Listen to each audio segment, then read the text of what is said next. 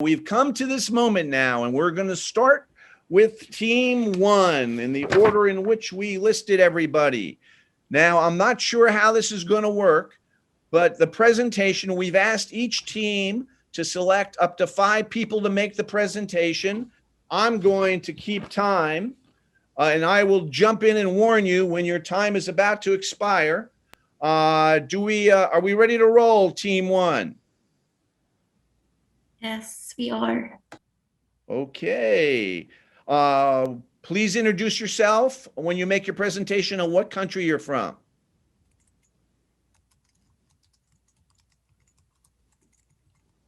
All right, Team 1, take it away. So we're Team Champion, and while Yusur is going to share a screen, we'd like to introduce ourselves. I'm Mia, and I'm from Massachusetts in the United States. I'm Kiki, and I'm from the Netherlands.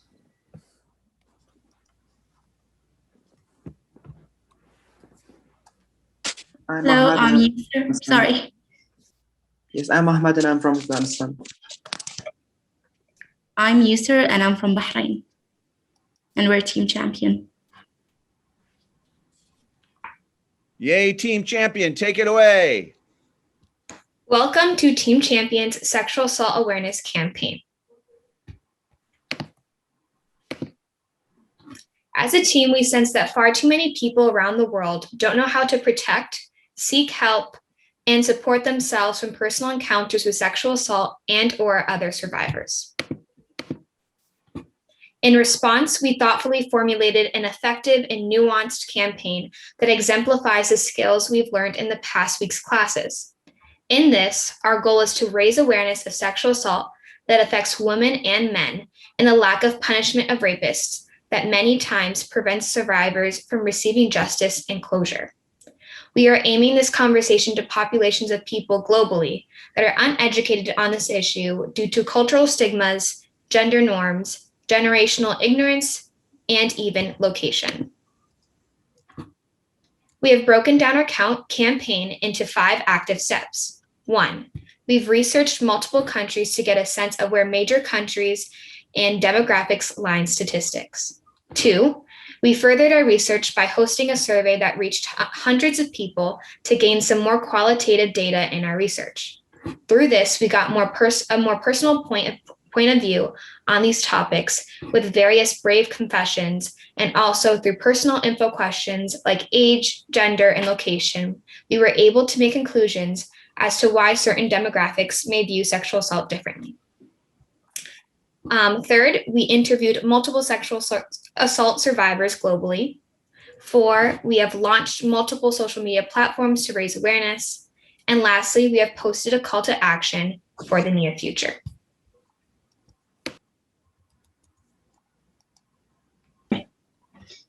So the best way to strengthen our case is by giving people facts and real research data. Here's what our team has collected. As I said, to empower our movement, we gather trusted data. First, and as you can see, these are some global statistics our team researched. 7% of sexual assault victims are men, and 93% of victims are women. 78% of perpetrators of all sexual assault cases are men, and ironically, the biggest threat aren't strangers, but family members, friends, and current/former partners. 8 out of 10 cases are committed by someone the victim knew. And as a contrast, less than 10% of cases are reported to authorities.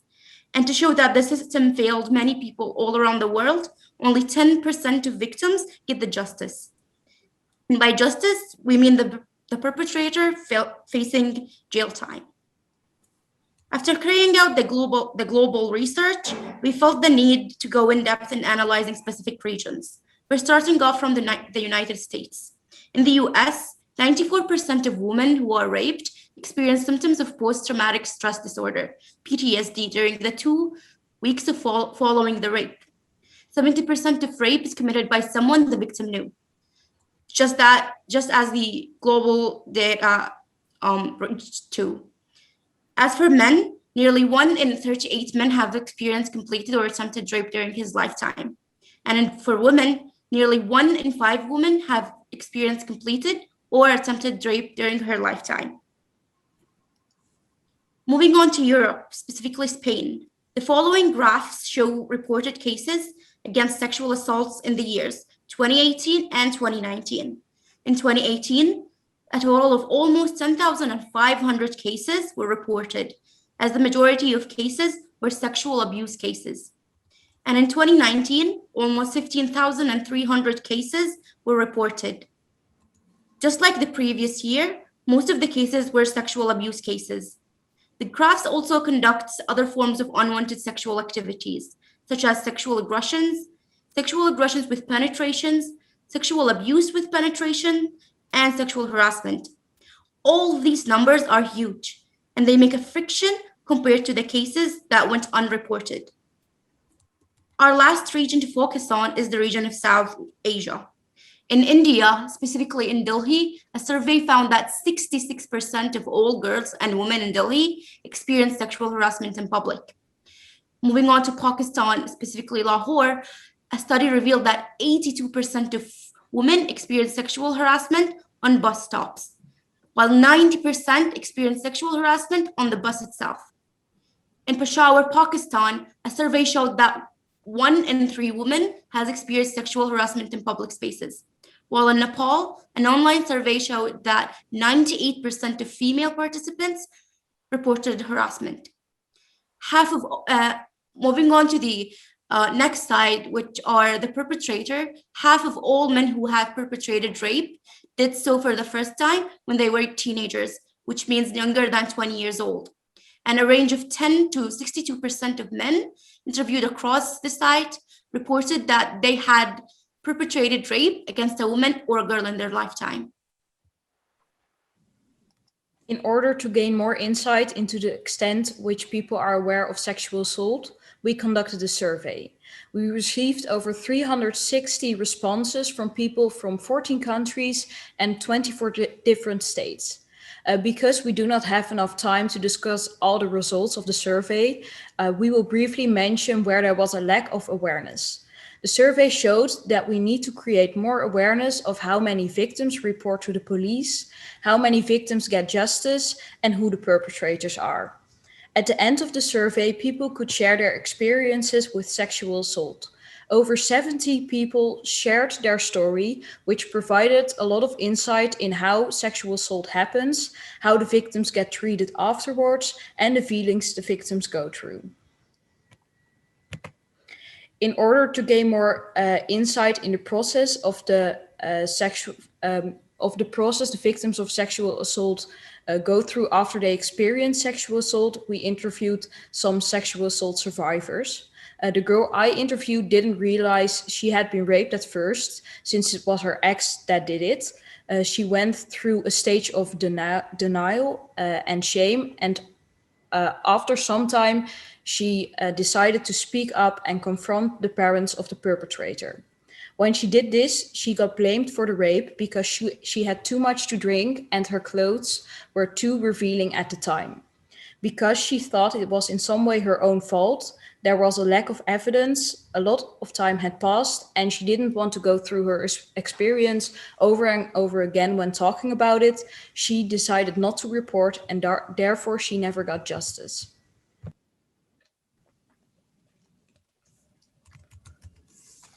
For years, the conditions for women globally have been deteriorating under a misogynistic government as female abuse increased by 25%.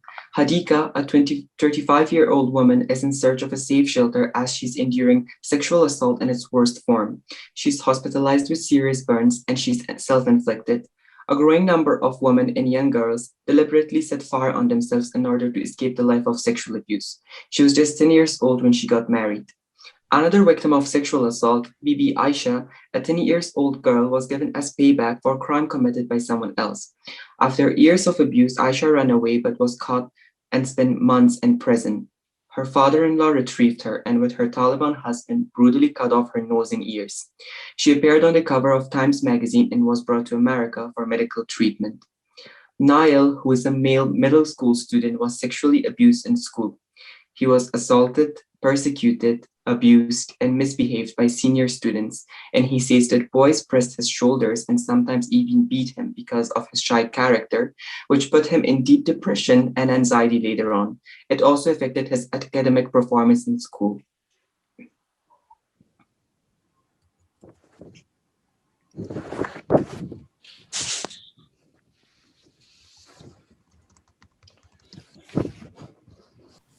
Okay, so the platforms we are using, we made an account on a variety of social media platforms, and the platforms we're using are Instagram, TikTok, and Twitter.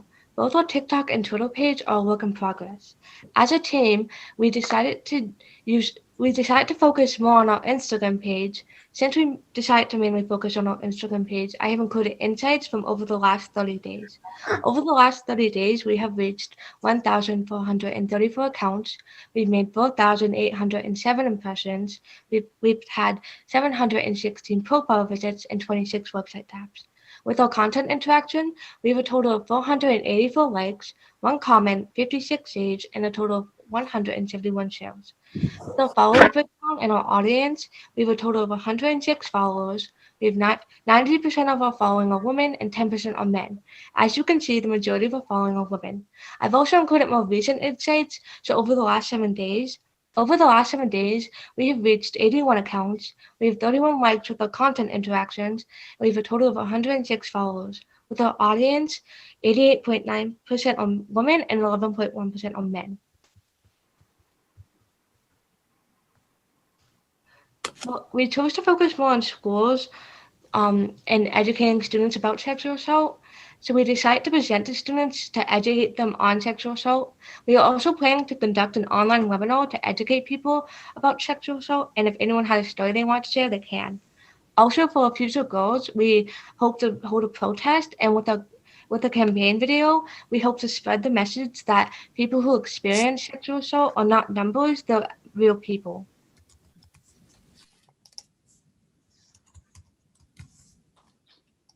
To briefly explain the summary of our project, we choose the topic sexual assault as 1 in 5 women have underwent this agony in their lifetime,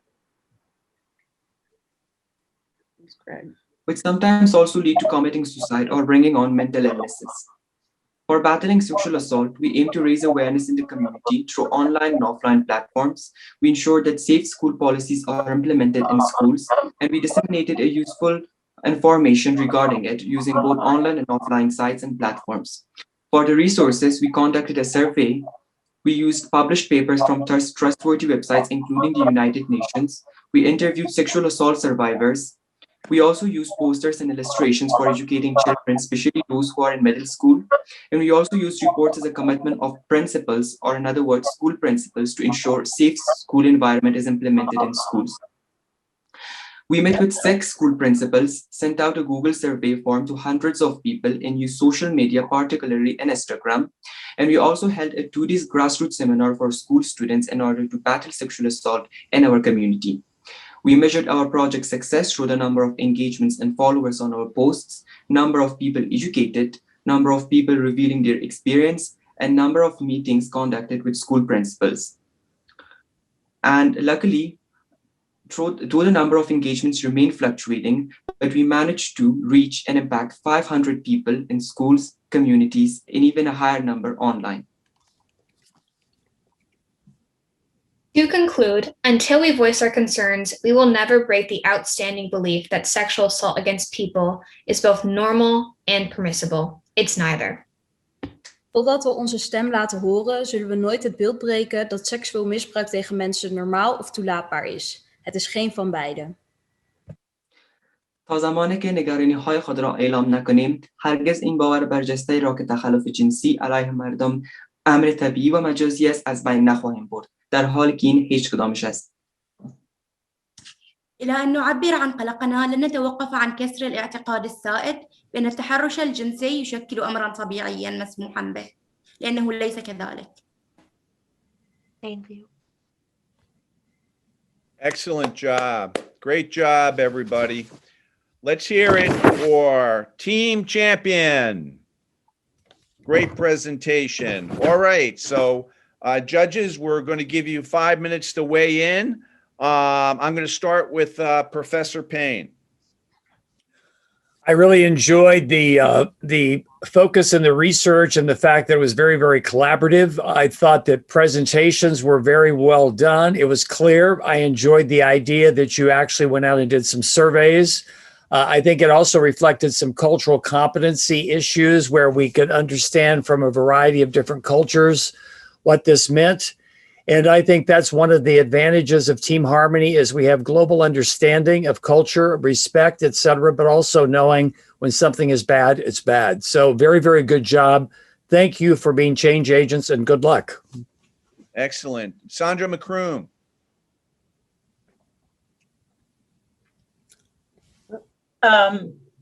Like Professor Payne, I just think it was excellent. The research was really impeccable. You guys really, really did your homework and made the case about something that really seems should be obvious to everyone.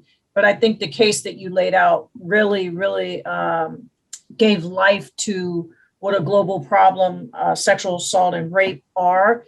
I think one of the most impactful things that you all did to drive home the global nature of this issue is the fact that your last statement you read in your native language, which is, I thought, extremely powerful. And it also shows just how talented you are, because I can't speak another language at all. And no, it was very, very impactful. So thank you so much and best of luck. Thank you. Chairman Zakim. Yes, great job. I want to echo the prior comments about, I thought it was very impactful ending in the various native languages, really underscored the global scope of this challenge. I think you guys did a great job with the survey and presenting. It is not easy to do this virtually, especially around different time zones. And I'm sure this comment's going to probably apply to all the groups, but really bravo on setting up that presentation and everyone playing an important role. Excellent. Mark Brody.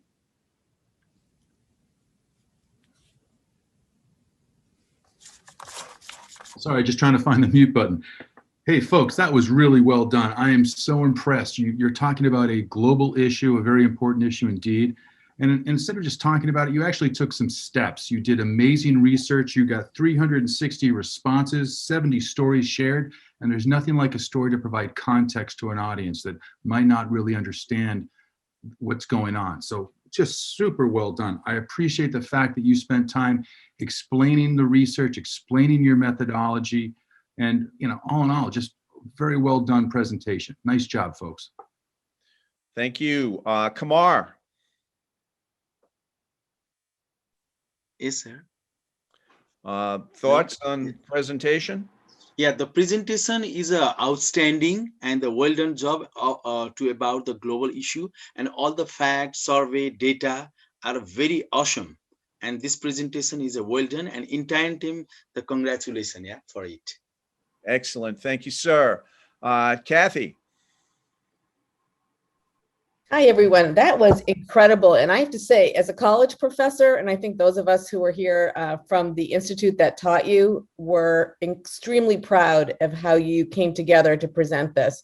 You took everything you learned and put it together to create a presentation that was really, I want to say, at a higher institution, university level. The metrics you put together, the research you did, to me is very similar to what my students at Emerson College and other institutions of higher ed that I've taught at. So congratulations. I have one question. I think we're allowed to ask questions. Is that true? How did you come up with this topic? Was this something that you all see around you, or did a couple of people, because I know from the class I taught, people bring it together? Margaret, thanks. So I had the idea to make the presentation about rape and sexual assault because one of my family members were recently raped at the time, and it was really close to me. And it is a global issue that no one really talks about. There's a stigma around it, and I just want to help spread awareness about it. And I hope we continue with our Instagram page after this, because it's really important in spreading awareness about this. Thank you, Margaret, for sharing that. Yeah, so it was especially close to you. I was wondering how the topic actually came about. So thank you for sharing that. It was incredible. A very intimate topic that people often consider taboo to discuss. And you made it something that is not only researchable, but people actually shared their experiences with you, very intimate experiences with you. And I think that you should be congratulated for that. Thank you. Excellent. Excellent. Great job, team champion.